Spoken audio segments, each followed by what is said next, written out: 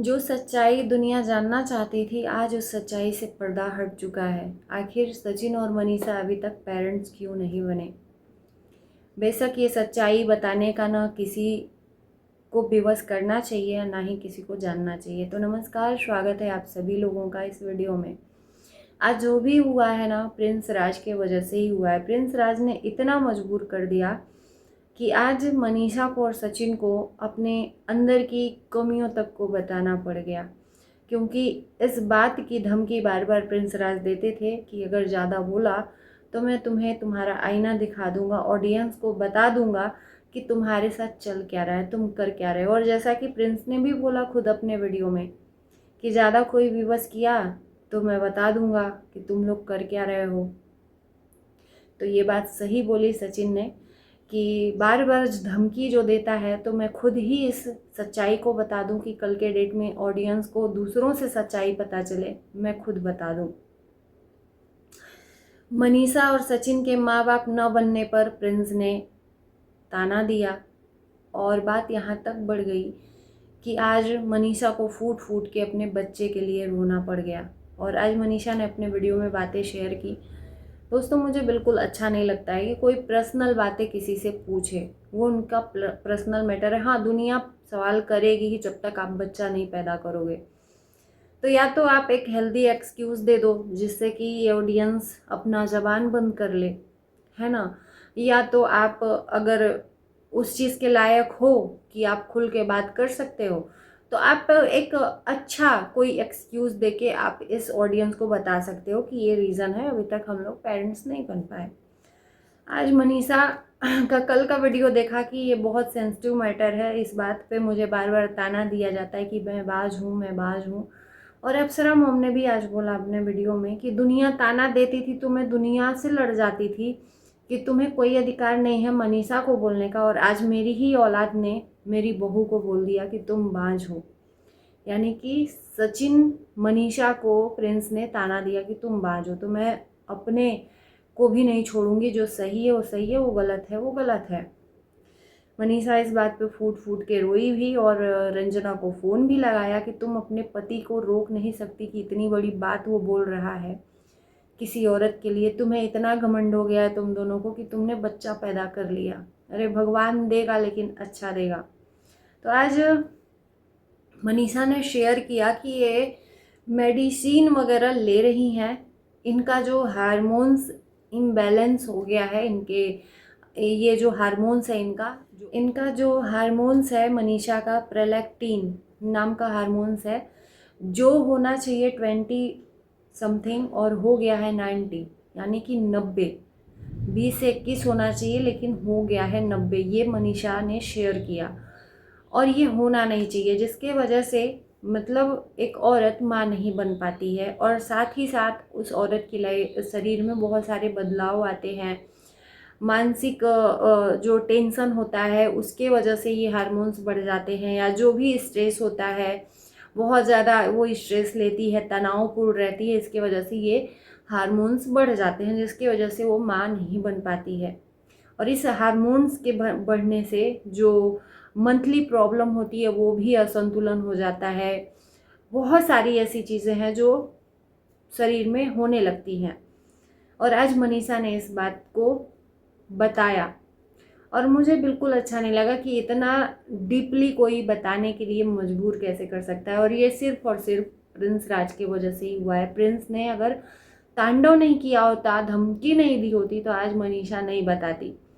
इनका कहना है कि ये ट्रीटमेंट 8-9 महीने से करवा रहे हैं। इसके पहले बेशक ये नहीं करवा रहे थे क्योंकि इनको लगा था कि अरे होगा होगा, जब होगा तो होगा। जब से प्रिंस राज और रंजना ने बच्चा कंसीव किया है तब से शायद ये भी अब सोच रहे थे कि हमें भी एक बच्चा कर लेना चाहिए। तो बिना मेडिकल के पॉसिबल नहीं है, क्योंकि जब नॉर्मल तरीके से बच्चा पैदा ना हो तो डॉक्टरी सलाह लेना चाहिए। तो ये अभी तक नहीं ले रहे थे, इसके पहले नहीं ले रहे थे क्योंकि अप्सरा मॉम ने बोला खुद ही कि ये लोग तैयार नहीं थे पेरेंट्स बनने को। और जब तैयार हुए तो शायद भगवान ने इनका अभी साथ नहीं दिया। हर वक्त हर चीज़ का ना एक टाइम पीरियड होता है, उस टाइम पीरियड के अकॉर्डिंग ही कोई चीज़ आपको मिलती है, उससे पहले ना उससे बाद में कुछ नहीं मिलती। तो मैं तो यही कहूँगी माता रानी से कि जल्दी से ये लोग भी पेरेंट्स बनना जाएं, जिसके वजह से ये दुनिया और ये घर परिवार ताना दे रहा है। दुनिया तो देखो हंसे तो हंसे, दुनिया की बातों का फ़र्क नहीं पड़ता, पर अपने लोग ही जब हंसने लगे ना तो बहुत दिल टूटता है। कल मनीषा ने ये तक बोल दिया कि रंजना के बच्चे को मैं हाथ तक नहीं लगाऊंगी, तुम बच्चे के लिए इतना ताना दे रहे हो।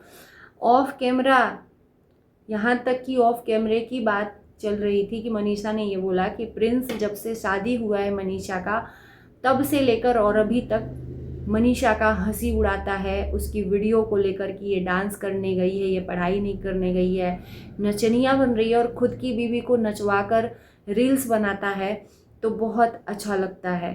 तो कहते हैं ना कि दूसरे का नहीं, अपनी चीज़ बहुत अच्छी लगती है पैसे के मामले में, तो वही चीज़ है।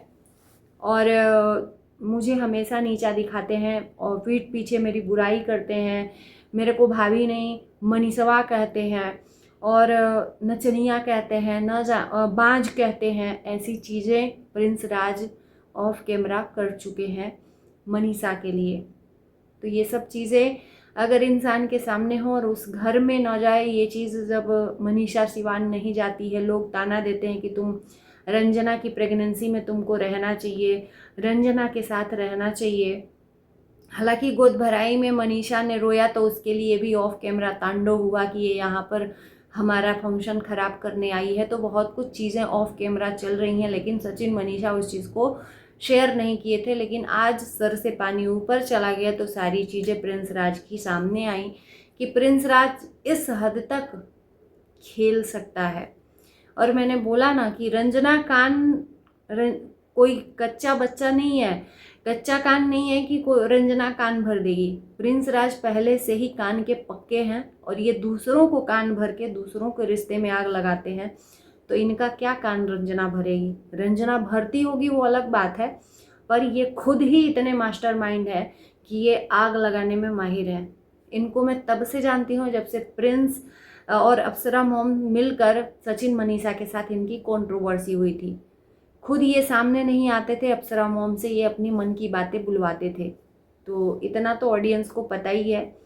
बाकी मनीषा और सचिन पहुँचे हैं शिवान, और मनीषा ने अपने दिल की बातें शेयर की हैं कि एक बच्चा नहीं होता है और उसके लिए लोग ताना देते हैं तो कितना दुख होता है, ये मैं जान सकती हूँ। तो आज एक औरत ने अपने दिल की बात बेबस होकर वो सारी शेयर की जो ऑफ कैमरा चल रही थी। ऑडियंस को नहीं, ये बताने वाली बात नहीं है वैसे भी कि वो ट्रीटमेंट ले रहे हैं नहीं ले रहे हैं। हाँ, हेल्दी वे में आप बता सकते हो कि भाई हम ट्रीटमेंट ले रहे हैं, क्योंकि इसमें कोई शर्मिंदगी की बात नहीं है। जैसे संभावना सेठ हर एक चीज़ ब्लॉग में बताती है, उसने IVF फेल उसका हुआ है। अरमान मलिक ने अपने पायल मलिक का IVF करवाया, नहीं कंसीव हो रहा था तो दूसरा प्रेगनेंसी।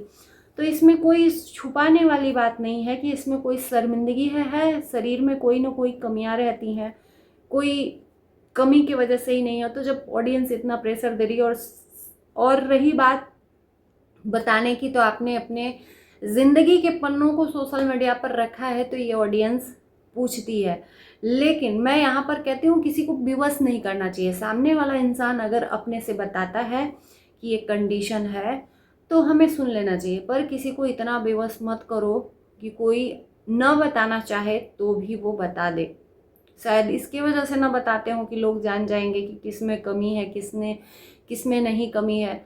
तो कुछ कमियां शायद सचिन राज में भी हैं और कुछ कमियां शायद मनीषा में भी हैं। भगवान जल्द ही ये कमी भी पूरा कर देंगे। और मैंने ये भी देखा कि ये कमी बस मनीषा में नहीं है, बहुत सारी औरतों को होती है और वो कमियां मेडिसिन से ख़त्म हो जाती हैं और अच्छा स्वस्थ हो जाती हैं और वो खुद ही माँ बन जाती हैं, है ना।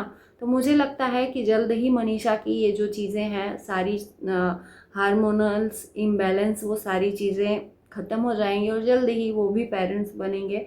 क्योंकि कल मैंने वीडियो में देखा सचिन का कि बात बोल रहा था कि 1 महीना 2 महीने का मिसकैरेज क्या होता है, जिसके लिए इंसान एक उम्मीद जगाता है वो ख़त्म हो जाता है तो उसको कितना बुरा लगता है। वो कोई हमसे पूछे तो शायद कुछ लोग पूछ भी रहे थे कि मिसकैरेज की बात किसने बोली, तो कल के वीडियो में था पर आज डिलीट हो गया है। सचिन ने बोला कि शायद 1 महीने की या 2 महीने की प्रेगनेंसी कई बार हुई है मनीषा की, लेकिन वो मिसकैरेज हो चुका है। आई होप कि भगवान आने वाले दिलों में कुछ अच्छा दें। इसी होप के साथ इस वीडियो को हम करते हैं पर end. Bye bye, good bye.